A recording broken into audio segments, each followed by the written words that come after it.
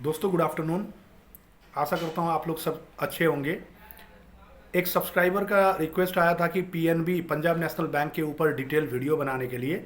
इसका एकदम आज का जो स्थिति है और आने वाले दिन में क्या रह सकता है थोड़ा बहुत सिनॉप्सिस दे।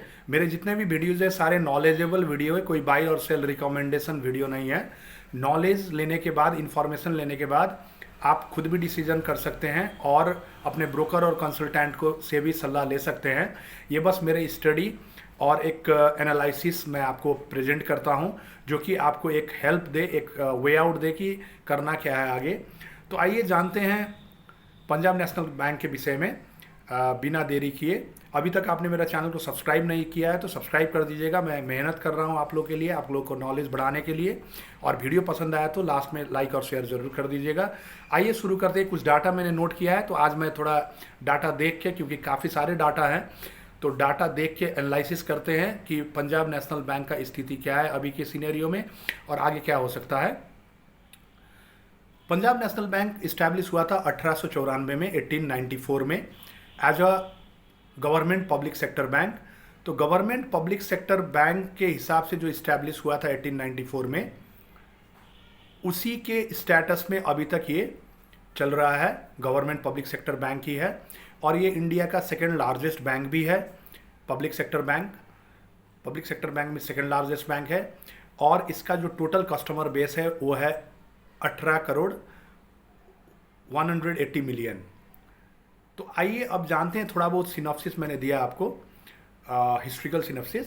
अब आइए जानते हैं कि वर्तमान अवस्था में डाटा के हिसाब से पीएनबी बैंक का, क्योंकि कोई भी बैंक देखिए देखने में अच्छा ही लगता है, सब चीज़ अच्छे लगते हैं, स्टाफ्स अच्छे लगते हैं, मगर डाटा क्या बोल रही है वो इम्पोर्टेंट रहता है, क्योंकि डाटा ही डिसाइड करता है कि आने वाले दिन में कंपनी का स्थिति या बैंक का स्थिति क्या रहने वाला है।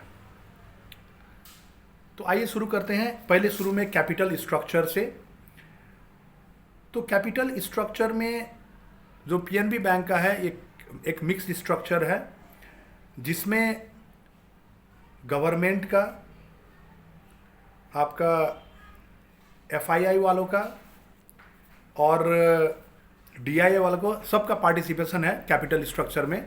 तो कैपिटल स्ट्रक्चर में पहले मैं जाता हूं एफआईआई वालों के पास, प्रमोटर के पास। तो प्रमोटर के पास टोटल है 73.15%। एफआईआई वालों के पास है 5.51%। सबसे ज़्यादा प्रमोटर के पास है। प्रमोटर्स का फेथ दिखता है इससे कि बैंक में प्रमोटर्स का फेथ अभी भी कायम है। एफआईआई वालों का भी ज़्यादा तो पार्टिसिपेशन नहीं है, 5.51 है। फिर भी जो भी एफआईआई वाले इन्वेस्ट करते हैं काफ़ी रिसर्च करके करते हैं, तो ये अच्छी बात है। डीआईआई वाले जो डोमेस्टिक इंस्टीट्यूशनल इन्वेस्टर है उन लोगों का 10.76% है और पब्लिक का 10.58% है। तो ये कैपिटल स्ट्रक्चर है, एक शेयर होल्डर पैटर्न है कंपनी का। अब चलते हैं कैपिटल एडिक्वेसी, जो मैंने बेसल नॉर्म्स बताया। तो कैपिटल, ये जो शेयर होल्डिंग पैटर्न है उसी हिसाब से ठीक ठाक ही लग रहा है बैंक का जो शेयर होल्डिंग पैटर्न है। अब आइए चलते हैं, हम लोग डिस्कस करते हैं कैपिटल एडिक्वेसी। तो बैंक का जो कैपिटल एडिक्वेसी रेशियो है अभी 15.79% है। जो रिसेंट डाटा है इसका, रिसेंट डाटा के हिसाब से, जून क्वार्टर के हिसाब से 15.79% है। बेसल नॉर्म्स के हिसाब से, रेगुलेटरी नॉर्म्स के हिसाब से कोई भी public sector scheduled commercial banks का कैपिटल एडिक्वेसी रेशियो मिनिमम होना चाहिए 12%। कैपिटल एडिक्वेसी रेशियो का फॉर्मूला होता है core capital plus supplementary capital divided by risk weighted assets. तो risk weighted assets balance sheet के एसेट साइड में होता है। जनरली लोन्स, बहुत सारे अदर एसेट्स होते हैं जो बेसल ने कैटेगराइज किया है। बेसल रिलेटेड मैं अलग से एक वीडियो बनाऊंगा, आपको क्लियर हो जाएगी। अब उसके हिसाब से जो रिस्क वेटेड एसेट्स है, रिस्क क्लासिफिकेशन होता है, कोई आइटम में 100% रिस्क होता है, कोई आइटम में 80%, कोई आइटम में 20%। इस तरह से, जैसे मान के चलिए यदि 1 लाख का एसेट है, 20% रिस्क है, तो सिर्फ 20,000 रुपया ही RWA में काउंट किया जाता है, 80,000 रिस्क फ्री रहता है। तो इससे आपको समझ में आ गया, रिस्क वेटेड एसेट्स में रिस्की एसेट्स यूज़ किया जाता है। तो रिस्की एसेट्स का जो परसेंटेज होता है वो 12%, मतलब यदि रिस्क वेटेड एसेट्स 100 आ रहा है बैंक का, तो 12 उसको कैपिटल मेंटेन करना पड़ता है, कोर कैपिटल और सप्लीमेंट्री कैपिटल। ये क्या होता है मैं डिटेल में बाद में बेसल के वीडियो में आपको बताऊंगा। तो अभी बैंक का जो मिनिमम कैपिटल होना चाहिए था 12 और अभी है 15.79। इससे बैंक का जो कैपिटल एडिक्वेसी है वो अच्छा दिख रहा है, मतलब बैलेंस्ड दिख रहा है। ज़्यादा कैपिटल एडिक्वेसी मेंटेन करना भी बैंक के लिए घातक होता है, क्योंकि ज़्यादा पैसा फ्री रहेगा तो अर्निंग नहीं हो पाएगी, क्योंकि बैंक इन्वेस्टमेंट से ही कमाती है। तो कैपिटल एडिक्वेसी बैलेंस ज़्यादातर मैक्सिमम एक लिया जाए तो 18% तक ठीक माना जाता है। उससे ज़्यादा होगा तो थोड़ा लेंडिंग में, अर्निंग में, रेवेन्यू जनरेशन में थोड़ा दिक्कत आ सकती है बैंक को। नेक्स्ट हम लोग चलते हैं, कैपिटल एडिक्वेसी आपको समझ में आ गया होगा। कैपिटल एडिक्वेसी बैलेंस्ड में बैंक का अच्छी है, बैलेंस्ड वे में 15.79%। अब आते हैं बैंक का असेट क्वालिटी में। बैंक का असेट क्वालिटी कैसा है? तो असेट क्वालिटी मतलब होता है लोन का क्वालिटी, जिसको हम लोग non performing loan, non performing asset percentage भी बोलते हैं। यदि बैंक का जनरल स्टैंडर्ड ये है कि जनरली बैंक का जो लोन है उससे टोटल लोन का 5% से ज़्यादा एनपीए होता है तो उसको थोड़ा ख़राब माना जाता है, और 5% से कम है तो फिर अच्छा माना जाता है। तो अभी और दो टाइप का एनपीए होता है, ग्रॉस एनपीए और नेट एनपीए। ग्रॉस एनपीए मतलब होता है टोटल खराब कर्जा, और यदि टोटल खराब कर्जा में आप प्रोविज़न का पैसा जो अलग से प्रॉफिट से निकाला गया जाता है, जैसे कोई लोन मान के चलिए डाउटफुल है, उठना यदि मुश्किल हो रहा है, तो उसको कैटेगराइज किया जाता है खराब कर्जा में, और उसका जो सर्टेन परसेंटेज प्रॉफिट से निकाला जाता है उसको बोला जाता है प्रोविजनिंग। तो प्रोविज़न का पैसा और राइट ऑफ मतलब है कोई पैसा उठा ही नहीं, मतलब डूब गया, लोन का पैसा उठाने कोई मान के चलिए लोन दिया था, मर गया या कुछ हो गया, तो वो पैसा बैंक क्या करती है, राइट ऑफ कर देती है, अपने बुक से हटा देती है। बुक से हटाने का मतलब राइट ऑफ। तो यदि टोटल खराब कर्जा में आप राइट ऑफ और प्रोविज़न का पैसा माइनस कर देते हैं, जितना बाकी रहता है उसको बोलते हैं नेट एनपीए, एनएनपीए। तो आइए जानते हैं बैंक का ग्रॉस एनपीए कितना है। ग्रॉस एनपीए है, टोटल जो खराब कर्जा बैंक का है वो है 51,000। पहले क्वार्टर में था 56,343 करोड़, और अभी है 51,262 करोड़। तो ये कम हुआ है टोटल में, और इसमें यदि राइट ऑफ और प्रोविज़न घटा दिया जाए तो बाकी रहता है नेट एनपीए। पहले था 6,798.80 करोड़, और अभी घट के हुआ है 5,930 करोड़। तो अभी नेट एनपीए, ग्रॉस एनपीए पहले था परसेंटेज में यदि हिसाब लगाया जाए तो 5.73%, और अभी है 4.93%। ठीक है दोस्तों। और यदि नेट एनपीए का बात किया जाए तो नेट एनपीए बैंक का, अभी मैंने बताया आपको, नेट एनपीए 5,930 करोड़ है और 6,798 करोड़ है, वो जो कि 0 पॉइंट समथिंग का लेवल में है, वो 5 से काफ़ी कम है। तो नेट एनपीए के हिसाब से काफ़ी अच्छा लग रहा है बैंक। खराब कर्जा इसने काफ़ी अच्छी क्वांटिटी में इसने कम कर दिया है। तो एसेट क्वालिटी भी इसका अच्छा दिख रहा है, क्योंकि पहले 5.73 था ग्रॉस एनपीए, अभी घट के हो गया है 4.93%।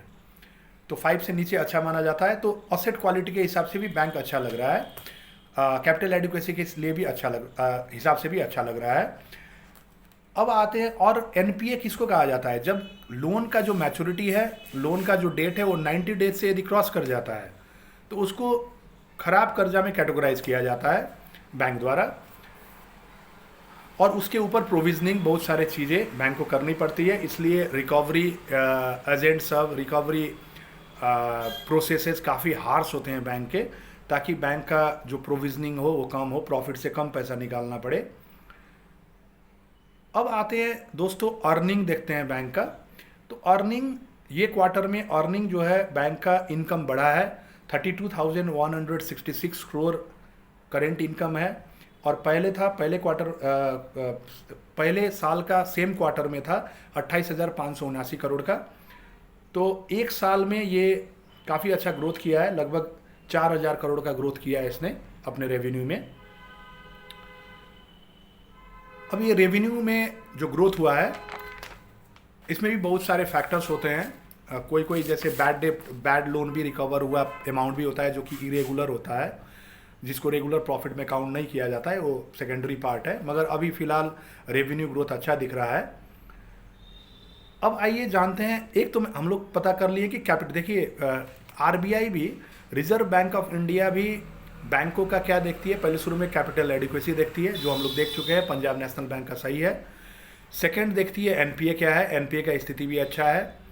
अर्निंग कैसा है, अर्निंग भी ग्रोथ हो रहा है, मतलब पीएनबी का तीनों टॉपिक में, तीनों आइटम में पीएनबी आगे बढ़ रहा है। ठीक है दोस्तों, अब आइए जानते हैं बाकी रेशियोज बैंक के कैसे हैं। और मैनेजमेंट का जहाँ तक सवाल है, मैनेजमेंट पुराना मैनेजमेंट है, बहुत सालों से काम कर रही है, तो मैनेजमेंट ऑब्वियसली अच्छा ही है बैंक का, तो मैनेजमेंट ग्रोथ भी कर रहे हैं, एक विजन लेके आगे बढ़ रही है। अर्निंग भी हम लोग देखें। अब आइए जानते हैं बैंक का जो स्थिति है बाकी रेशियोज से। पहला रेशियो है PE ratio, price earning ratio. तो प्राइस अर्निंग रेशियो को 30 को मैक्सिमम माना जाता है, जनरली एक प्रैक्टिस है, और 10 को मिनिमम माना जाता है। कोई भी यदि पीई रेशियो शेयर का 10 है तो उसको अच्छा माना जाता है। तो पीई रेशियो हमेशा ऐसा नहीं होता है, कभी कभी कंपनी का परफॉर्मेंस कम होता है, अर्निंग कम होता है, अर्निंग कम हो जाता है, तो मार्केट वैल्यू भी यदि कम होता है तब भी पी रेशियो कम आता है। इसका अलग अलग पहलू है, मैंने एक पी रेशियो का अलग से वीडियो बनाया है, आप जाके वो देखिए, आपको पी रेशियो का पूरा क्लियर हो जाएगा। अभी मैं जनरल सिनॉप्सिस में जाता हूँ। पी रेशियो बैंक का है करेंटली 10.22 और सेक्टर का, इसी सेक्टर का पी है 11.41, तो सेक्टर से ये सस्ता चल रहा है, तो अंडर वैल्यूड स्टॉक है।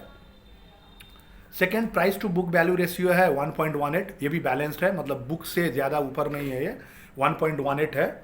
मतलब यदि बुक वैल्यू, इसका बुक में इसका जो net worth divided by, book value कैसे निकाला जाता है, नेटवर्थ मतलब asset minus liabilities divide by number of share, यदि करेंगे तो बुक वैल्यू पर शेयर आ जाएगी। नेटवर्थ का मतलब होता है असेट्स माइनस लायबिलिटीज, यदि असेट से माइनस लायबिलिटीज करेंगे तो नेटवर्थ आएगी, नेटवर्थ को नंबर ऑफ शेयर से डिवाइड करेंगे तो बुक वैल्यू पर शेयर आएगा।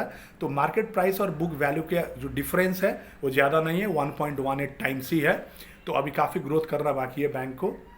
नेक्स्ट थोड़ा रिस्की लग रहा है, बीटा वैल्यू इसका थोड़ा ज़्यादा है, 1.75 है। बीटा वैल्यू का मतलब ये होता है यदि 100 निफ्टी में, यदि निफ्टी में बाजार में यदि 100 पॉइंट का मूवमेंट आता है तो इसमें 1.75 का ऊपर नीचे मूवमेंट आता है। तो बीटा वैल्यू दिखाता है सिस्टमेटिक रिस्क को। सिस्टमेटिक रिस्क और अनसिस्टमेटिक रिस्क का भी मैंने वीडियो बनाया है, आप जाके देख सकते हैं। बीटा वैल्यू मेजर करती है कि यदि 1 पॉइंट आपका बाजार बढ़ रहा है तो आपका ये स्टॉक में कितना पॉइंट का मूवमेंट आ सकती है, नीचे या ऊपर, वो वोलेटिलिटी रिफ्लेक्ट करती है। तो इसका बीटा वैल्यू है 1.75। मतलब यदि 100 पॉइंट, यदि मान के चलिए 10 पॉइंट बाजार बढ़ता है, 10% बाजार बढ़ता है, तो इसमें इसका जो घटने का और बढ़ने का रेशियो है वो है 17.5, मतलब कि 1.75। समझ में आ गया होगा दोस्तों। इसका दूसरा रेशियो काफ़ी अच्छा लग रहा है मुझे, जो कि डेप्ट इक्विटी रेशियो है। मतलब कंपनी के पास जो, बैंक के पास जो कैपिटल है उसके मुकाबले लोन कितना है। डेप्ट इक्विटी रेशियो में 0.70 को अच्छा माना जाता है, उसी के आसपास बैंक का खड़ा है। पहले बैंक का लास्ट ईयर था डेप्ट इक्विटी रेशियो 0.74, मतलब कैपिटल के मुकाबले लोन था 0.74, और इसको अभी कम करके बैंक ने किया है 0.71। काफ़ी अच्छी बात है ये, तो इससे बैंक का अच्छा लग रहा है क्योंकि डेप्ट कम करते जा रहा है बैंक। प्रॉफिट ग्रोथ ईयरली है, ईयर ऑन ईयर 171% का प्रॉफिट ग्रोथ है, काफ़ी अच्छा है 171% का। 3 ईयर का CAGR है 52.62%, ये भी काफ़ी अच्छा है। जनरली 20% ईयरली CAGR को काफ़ी अच्छा माना जाता है, ये 52.62% है। थोड़ा ROE कम है, रिटर्न ऑन इक्विटी, फिर भी ये एक मॉडरेट ROE है 8.48%। रिटर्न ऑन इक्विटी मतलब होता है शेयर होल्डर का जो कैपिटल है, शेयर होल्डर का ही सिर्फ जो कैपिटल है, बाहर का लोन छोड़ के। देखिए 2 टाइप का कैपिटल होता है, एक लोन कैपिटल, एक इक्विटी कैपिटल। दोनों कैपिटल को जोड़ेंगे तो टोटल कैपिटल आता है। हम लोग टोटल कैपिटल का बात नहीं कर रहे हैं, इक्विटी कैपिटल का सिर्फ बात कर रहे हैं, जो मालिक का पैसा है। मालिक के पैसे में, मतलब शेयर होल्डर के पैसे में उसको रिटर्न कितना मिल रहा है, 8.48%। ये जनरली बेंचमार्क रेट्स होता है FD रेट्स का। अब जैसे मान के चलिए यदि आप FD में पैसा डालने जा रहे हो तो कितना आपको मिलेगा, 5, 6%, 7%, तो अभी इसको मिल रहा है 8.48%। तो थोड़ा बहुत ज़्यादा है, मगर उस हिसाब से नहीं है, थोड़ा सेटिस्फाइंग नहीं है, इसको बढ़ाना पड़ेगा बैंक को। नेक्स्ट है ROCE, return on capital employed. Return on capital employed है 10.82%, मतलब टोटल कैपिटल में इसका रिटर्न है 10.82%, और लास्ट ईयर था 5.86%, इसमें भी बढ़ोतरी हुआ है, ये एक अच्छी बात है। शेयर होल्डिंग पैटर्न मैंने डिस्कस कर लिया है इससे पहले ही, प्रमोटर्स का काफ़ी ज़्यादा हिस्सेदारी है 73% का, FII वालों का 5.51%, उसके बाद आपका DII वालों का 10.76%, और फाइनली पब्लिक का 10.58%। और दूसरा अच्छी बात ये इसमें ये है कि कंटिंजेंट लिएबिलिटीज़ पहले के मुकाबले अभी कम हुआ है। कंटिंजेंट लिएबिलिटीज़ मतलब होता है बैलेंस शीट का बाहर का आइटम होता है। कंटिंजेंट लिएबिलिटीज़ को अकाउंटिंग रूल्स के हिसाब से एक डिस्क्लोजर प्रिंसिपल होता है। डिस्क्लोजर प्रिंसिपल एक अकाउंटिंग कंसेप्ट और कन्वेंशंस में आता है, रूल्स में। तो इसमें ये बोला जाता है कि disclosure principle of accounting. Disclosure principle of accounting मतलब ये होता है कोई भी कंपनी का कोई भी चीज़ हो वो पूरा रिफ्लेक्ट होना चाहिए एनुअल रिपोर्ट्स में। एक भी चीज़ छुपा हुआ नहीं रहना चाहिए, चाहे क्वालिटेटिव एस्पेक्ट हो चाहे क्वांटिटेटिव एस्पेक्ट हो। तो जैसे बैलेंस शीट में कंटिंजेंट लिएबिलिटीज मतलब मान के चलिए कोई कंपनी आने वाले दिन में कोई चीज़ करता है और उससे उसका जो लिएबिलिटीज क्रिएट हो जाता है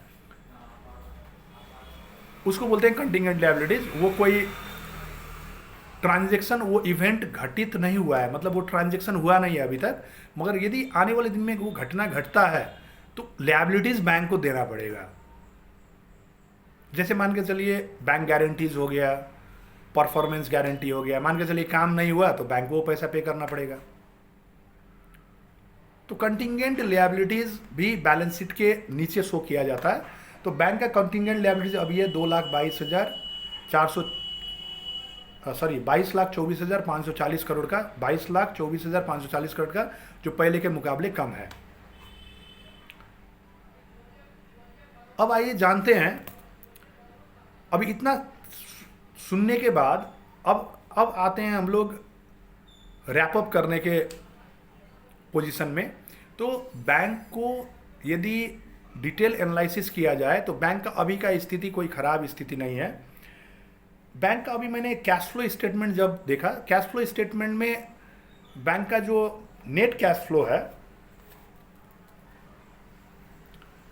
नेट कैश फ्लो जो है बैंक का नेगेटिव में है। और वो कैश फ्लो को जनरली बैंक थोड़ा बहुत, जैसे मान के चलिए लोन कम करके या किसी तरह से बैंक को उसको मेकअप करना पड़ेगा ताकि कैश फ्लो एक मजबूती स्थिति में आए। ये थोड़ा वीकनेस दिख रहा है बैंक का कैश फ्लो पोजीशन। बाकी चीज़ों में बैंक अपने हिसाब से आगे बढ़ रही है। और अभी 5,000 करोड़ का बैंक ने QIP इश्यू करके भी रेज किया है, 5,000 करोड़ रुपया क्वालिफाइड इंस्टीट्यूशनल प्लेसमेंट द्वारा। क्वालिफाइड इंस्टीट्यूशनल प्लेसमेंट होता है लिस्टेड इंस्टीट्यूशंस होते हैं जिसको शेयर मिलता है। वो बैंक अपना CD रेशियो और कैपिटल एडिक्वेसी का जो नॉर्म्स है वो फुलफिल करने के लिए इश्यू कर रही है, बैंक ने इश्यू किया है। तो इस तरह से आप जान सकते हैं कि बैंक का स्थिति अभी का क्या है। तो थोड़ा बहुत तो सीनियरशिप आपको क्लियर हो गया होगा। बैंक का स्थिति उतना ख़राब नहीं है, बहुत अच्छा भी नहीं है। तो आने वाले दिन में बैंक को काफ़ी मेहनत करना पड़ेगा स्थिति को सुधार, क्योंकि कैश फ्लो जो नेगेटिव दिख रहा है इसमें थोड़ा वर्कआउट करना पड़ेगा बैंक को। CD रेशियो काफ़ी अच्छा लग रहा है बैंक का। CD रेशियो है 68.28%। बैंक का टोटल डिपॉजिट है 13,79,225 करोड़ और उसमें बैंक ने लोन दिया है 9,41,762, जहाँ की और बैंक का देखा जाए तो बहुत सारे बैंक का 100 के ऊपर निकल गया है लोन, 100 के ऊपर निकल गया है। तो ये स्थिति में ये बैंक का जो CD रेशियो है, बैंक का CD रेशियो काफ़ी अच्छा दिख रहा है लिक्विडिटी मैनेजमेंट के हिसाब से। और इसका स्टैंडर्ड रेशियो है 80% CD रेशियो का, क्रेडिट टू डिपॉजिट रेशियो। जब भी फिलहाल ये 68.28 में चल रहा है तो गैप काफ़ी ज़्यादा है, 12% का गैप है। तो ये अच्छा चीज़ है। और ये सब एनालिसिस करने के बाद हमने कैपिटल एडिक्वेसी देखा अच्छा है, असेट क्वालिटी भी इम्प्रूव हो रहा है, लिक्विडिटी अच्छा है, सीडी रेशियो अच्छा है, नेक्स्ट पी रेशियो भी इसका अच्छा है। तो बहुत सारी चीज़ अच्छे हैं, बस एक कैश फ्लो में जाके हम लोग अटक गए थे। कैश फ्लो थोड़ा नेगेटिव आ रहा है इसका, तो इसमें इम्प्रूव करना पड़ेगा बैंक को।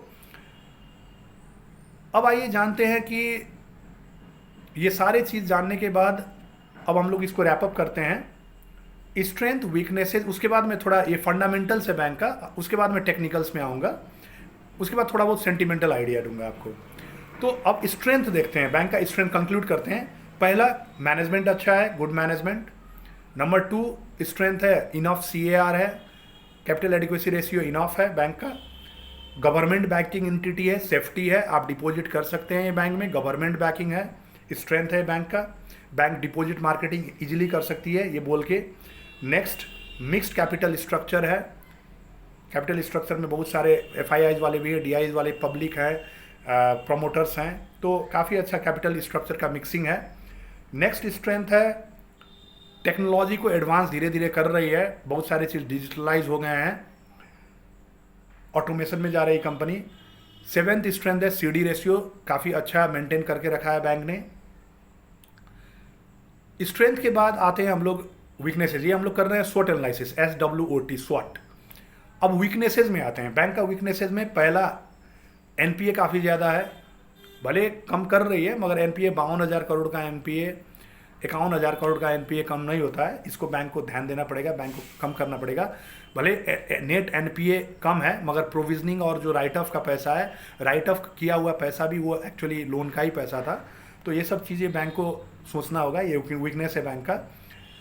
बैंक का अभी भी आप जाएंगे बैंक के अंदर तो वर्किंग कल्चर, वर्किंग इन्वायरमेंट, ये मेरा पर्सनल ओपिनियन है क्योंकि मैं भी 2-4 बार बैंक गया हूँ, तो मुझे थोड़ा वर्किंग कल्चर जो प्राइवेट बैंक्स के हैं उसके मुकाबले जो काम करने का तरीका है, जो मेंटालिटी है, इंफ्रास्ट्रक्चर भले चेंज हो गया हो, एटीट्यूड चेंज होना बहुत ज़रूरी है। इंफ्रास्ट्रक्चर तो आप चेंज कर देते हैं मगर एटीट्यूड जब तक चेंज नहीं होता है, काम करने का बिहेवियरल पैटर्न चेंज नहीं होता है, तो प्रोडक्टिविटी में उसका इम्पैक्ट नहीं दिखता है। तो वो बैंक को ध्यान देना पड़ेगा। एम्प्लॉय मोटिवेशन में एम्प्लॉय को ट्रेनिंग देना है, मोटिवेशनल ट्रेनिंग देना है, क्या क्या करना है वो बैंक को करना पड़ेगा। तो उसके लिए HR डिपार्टमेंट, जो ह्यूमन रिसोर्स डिपार्टमेंट है, उसको ध्यान देना पड़ेगा इसमें। नेक्स्ट वीकनेस है नेगेटिव कैश फ्लो, मैंने पहले भी बताया था।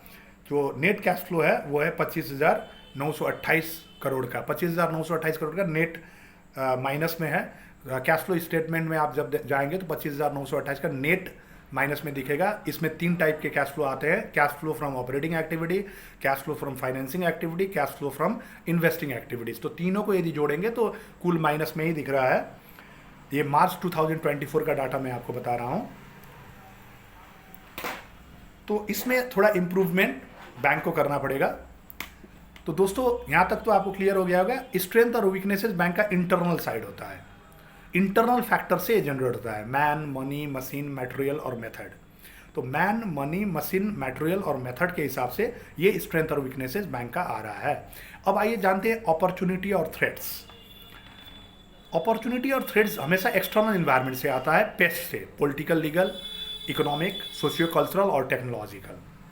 तो पहला जो अपॉर्चुनिटी बन के आ रही है बैंक के लिए वो है रेट कट। तो जो रेट कट आ रही है, China rate cut, US fed rate cut, अब इंडिया ने तो अभी शक्तिकांत दास ने तो ये शक्तिकांत दास जी जो गवर्नर हैं उन्होंने ये अनाउंस किया है कि अभी रेट कट करने के मूड में नहीं है। भले इन्फ्लेशन कूल ऑफ हुआ है, टारगेट मीट करने जा रहा है, फिर भी अभी रेट कट होने का कोई चांसेस नहीं है। फिर भी देखते हैं आने वाले दिन में जब दुनिया भर में रेट कट हो रही है तो हो सकता है इंडिया में भी रेट कट हो, तो एक अपॉर्चुनिटी बनकर आ सकती है PNB के लिए लेंडिंग बढ़ाने के लिए, क्योंकि रेट कट करने के बाद बोरोइंग कॉस्ट कम हो जाती है। Next, wide area to expand. अभी भी बहुत सारे एरिया है जो अभी बाकी है, बैंकिंग नहीं पहुंचा है। डाटा के हिसाब से बैंकर्स अभी भी लग रहे हैं उसमें, अभी भी जनधन अकाउंट खोलने का जो मुहिम है, 4,000 करोड़ अकाउंट बढ़ाने का एक टारगेट लिया गया है पब्लिक सेक्टर बैंक द्वारा। ये भी एक पॉजिटिव पॉइंट है बैंक के लिए। वाइड एरिया ऑफ एक्सपेंशन है अभी भी, और AI adoption, artificial intelligence adapt करके भी बैंक आगे बढ़ सकती है, ये भी एक अपॉर्चुनिटी है, एआई, आर्टिफिशियल इंटेलिजेंस। थ्रेड्स भी है बैंक के लिए।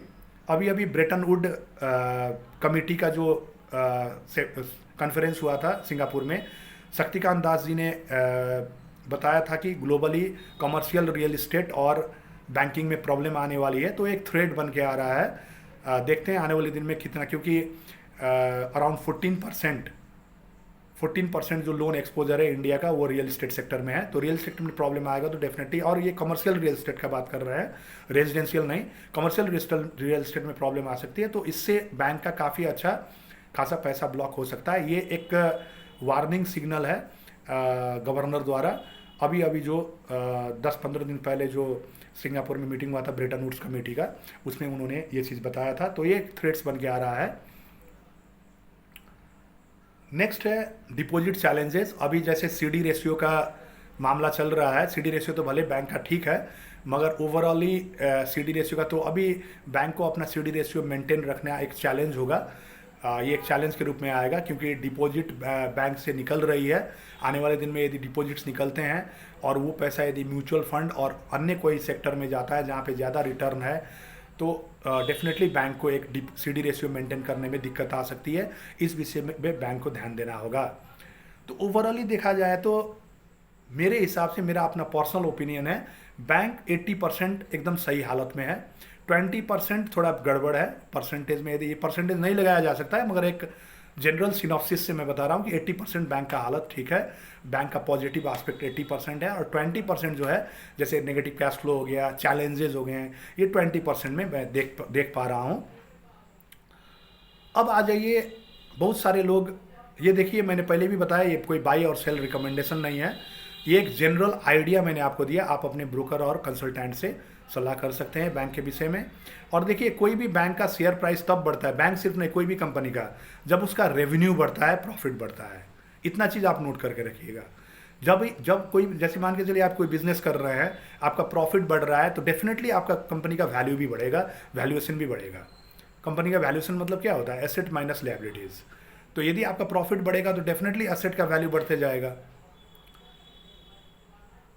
आपका कैपिटल बढ़ेगा तो उसका इम्पैक्ट एसेट्स में दिखेगा, प्रॉफिट बढ़ेगा तो कैपिटल बढ़ेगा। कैपिटल का सेकेंडरी इफेक्ट होता है असेट में, तो असेट वैल्यू विद बैलेंस एक ही साइड नहीं होता है, capital plus liabilities equals to assets होता है। तो एसेट साइड बढ़ने के लिए कैपिटल बढ़ेगा तभी एसेट्स बढ़ेगा। तो सामान्य सी बात है, प्रॉफिट और रेवेन्यू बढ़ेगा तो कंपनी का और बैंक का शेयर प्राइस भी बढ़ेगा। तो आने वाले दिन में स्थिति मजबूती लग रहा है, यदि इसी चीज़ को कंटिन्यू करके बहुत अच्छी तरह एक planning, organising, directing, controlling, coordinating, supervising, coaching जो मैनेजमेंट प्रिंसिपल्स हैं, वो मैनेजमेंट प्रिंसिपल्स को फॉलो करके यदि बैंक आगे बढ़ती है तो डेफिनेटली मुझे लगता है कि पीएनबी आने वाले दिन में काफ़ी अच्छा कर सकता है।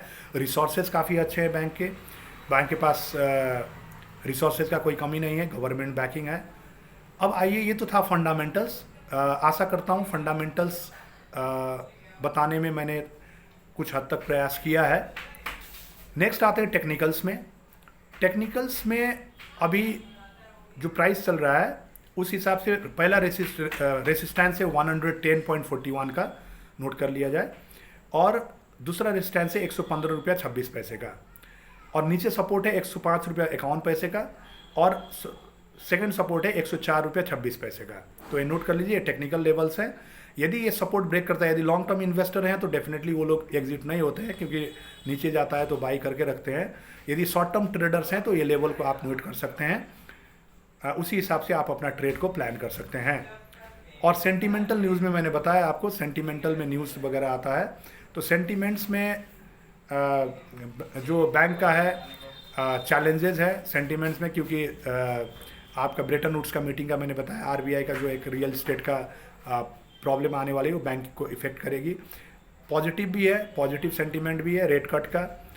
आशा करता हूँ ये वीडियो आपको अच्छा लगा होगा।